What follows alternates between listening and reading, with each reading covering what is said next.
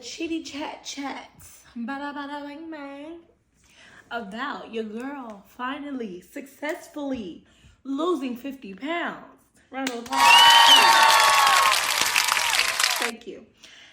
When I said it's been a long journey, y'all, like anybody who knows me from friends, family, or just even co-workers, they just was like, Gwen, how many times you gonna be on a diet and give up? But we're here now. That's all that matters. Quiet. Ain't no back talk. Your girl just got fed up.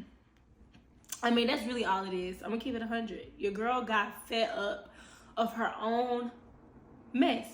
I got tired of staying in my own way. I got tired of struggling so hard to find clothes that looked nice, that fit me properly, because they just don't be making clothes for the big girls, okay? And so yeah, so it was really tough. And I think I really want to say that number one, my biggest thing that helped me to lose my first 50 pounds is getting closer to God. Like that has to be the top thing, right? Because I feel like I've tried everything that I did this time. I've tried it before, and without that relationship and that bond with God, it just never lasted. It never lasted.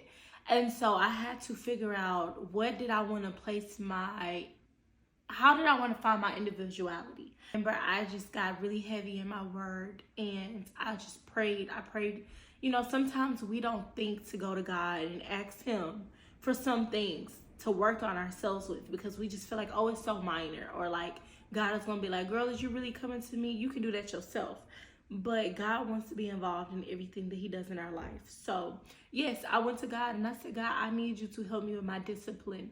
I need you to help me with my addiction to food, because that's what it was. It was an addiction. When I was sad, when I was mad, when I was happy, it didn't matter how I felt. Your girl was going to go get the food that she wanted, okay? It literally consumed my mind to the point where there'll be days where I'm just sitting there and I'm thinking about what I'm going to eat tomorrow for morning, for lunch, for dinner, what type of snacks. Like, I'm mapping this out like I'm meal prepping over fast food. Yeah, no. So I asked for discipline, you know. I asked God to heal me internally, because whatever was causing my food addiction, it was something that was going on internally that I guess wasn't ready to deal with.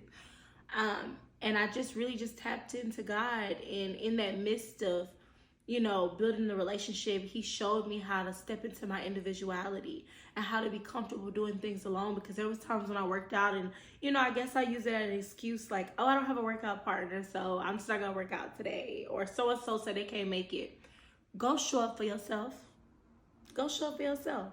So I started with a walk. And, you know, I challenged myself. And at the time, I also was trying to fight depression. So physical activity and eating healthy just goes hand in hand with fighting depression. And so if God was going to help me with one area, he's going to do it all the way around. So I started with brisk walking. I think I used to do like 1 mile. And baby, when I say that was a struggle, 1 mile was a struggle. Yeah. So then, you know, after time, I started to challenge myself, because I'm a very competitive person. So I started to challenge myself and be like, okay, you know, like today, let's try to go for 2 miles. Okay. Let's try to go for 3 miles, right? Until eventually I worked my way up to 5 miles. And that, during that time, I just listened to so many like spiritual podcasts, and I listened to my word, and I just sat there in my own thoughts, you know, so I can just really process what was going on, and I could spend that additional time with God. So if it wasn't for him, I wouldn't have gotten this far. It really helped build my connection to becoming disciplined and being able to step into my individuality. Those were key. Second thing I would say is changing diet.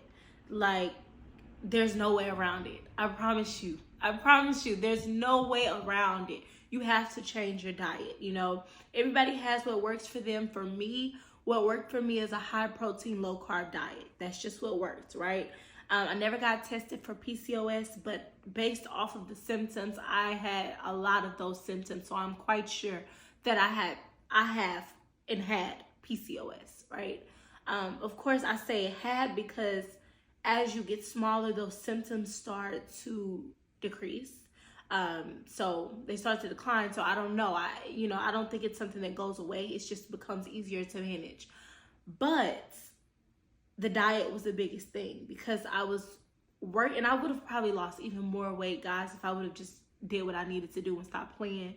But I literally started with working out for 2 months straight. I was just working out, and I would just switch out what I would do. And on my 3rd month, I ended up like meeting this nutritional trainer. Her name is Pure Fit, and also Trayshawn.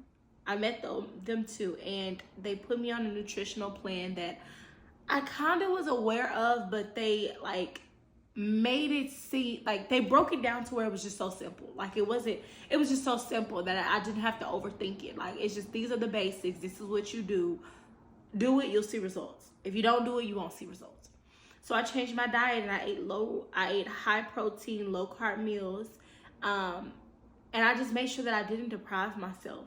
Like I still have, them days where I ate good, but I also made sure that when I wanted to be strict and I wanted to eat good, what's the alternative? How can I make, let's say I want tacos. How can I make these tacos into a high protein, low carb meal? You guys would like some recipe ideas, for staying healthy, please let me know in the comments. I don't mind making another video on what I ate in a day, but once I did that, I dropped 20 pounds in 1 month. Yes, 20 pounds I did. And I know they like to say, oh, you don't want to lose weight too fast because you can't keep it off, or oh, you want to lose weight too fast because it's not healthy. That's not true. It depends on what you're doing. If you're starving yourself and you're sitting here losing weight, yes, that's unhealthy. You're not giving your body the nutrients, the macronutrients that it needs. But if you're eating properly, you're feeling your body, you're feeling energetic, you're feeling healthy, please, please, please, please. But yeah, so the diet, like once I started doing that, like the fat shedded. And that's why you see I put on my title of the video, fat loss, not weight loss. Because weight loss, you can lose weight, you can be losing your muscle, you can be losing water weight that's going to easily come back. And we're not trying to lose the muscles, baby. We're trying to stay thick, okay? Slim thick. Oh, my cute ass. But that's what we're trying to do. So with that being said, you want to lose fat loss because you're shedding that extra fat and you're keeping it so you can lean out and look the best.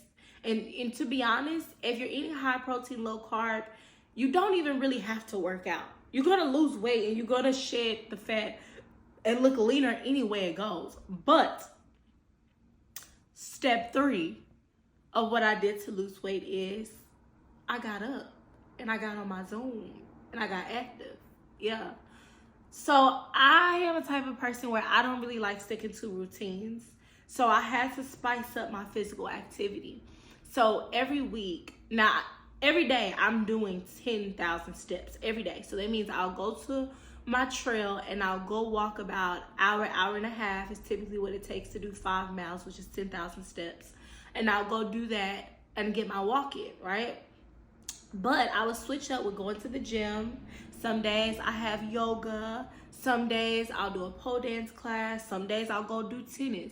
But I made sure that I got my physical activity in. And once I added the nutrition with working out, oh my gosh, those curves, baby, they started coming through. But it took for me to just be like, you know what? If I'm gonna do this, let's do it right. If I'm gonna do this, let's do it right. I'm not playing games with myself no more. I'm not playing with myself no more. It's time to do what I need to do. So then I would say my 4th advice for losing weight would be okay to be on the journey alone. And I know I kind of talked about this earlier, but you have to be comfortable with being on this journey alone because everybody is not going to support you. And it's not because they don't want to support you, but they're not there yet. or everybody got their own life going on. They got their own things going on. And if you wait for someone else to make a change in your life, you'll never change. So if you got to go walk, you'll actually realize you enjoy it. You enjoy doing it yourself because it becomes like your sanctuary. It becomes your peace. This is where you sit there and you think about everything, and you're able to be in a stage of like silence, so you can hear what is trying to be said to you clearly. I've came up with my best ideas when I'm on my walk by myself, because it just allows me to just really just stop the distractions, and just focus on where I'm at present. Where am I at in this current stage? And that really helped with my mental, my depression, and so I would say number 5 would be figure out what's causing your emotional eating, if you're an emotional eater. But 9 times out of 10, if you're struggling to lose weight, you're more than likely an emotional eater. Figure out what is causing that. For me, I would go through series of depression episodes all the time. It wasn't just seasonal. It would just be randomly. And as I gained more weight, I got more depressed, And so what helped me is the walks, of course. It helped, increase dopamine. And so that made me happier. I realized that I was really low on magnesium.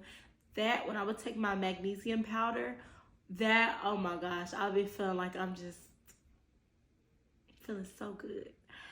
And I started to journal. Journaling really helped me as well, because journaling helped me because I was able to express myself in another way, in a healthier way, besides through food. A lot of times we're addicted to the food because that's what's causing us the pleasure. But you have to find other things that's going to cause you pleasure.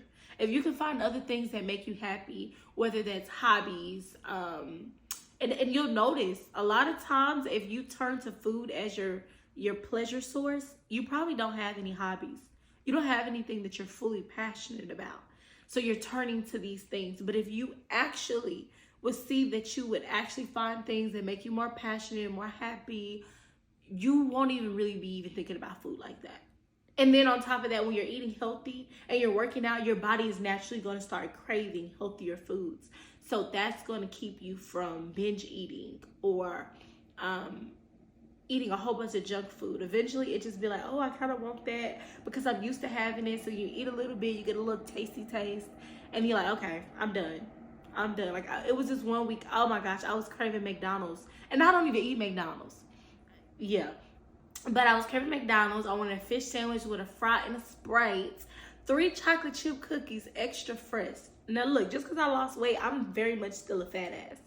Very much. But I wanted that. And then when I got it on my cheat day, I was like, I don't really want this. Like, I ate it and I was just like, this don't even taste the same. You just want it because that's what you used to have it. You don't really want that for real. Your body don't even like, it's like, what is this?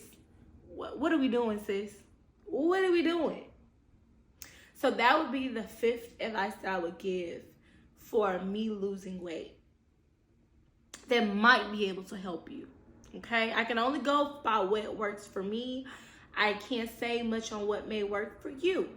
If you want to try it out and see what results you get, put in some dedication and some consistency, you let me know if it works. You let me know if this advice helps you.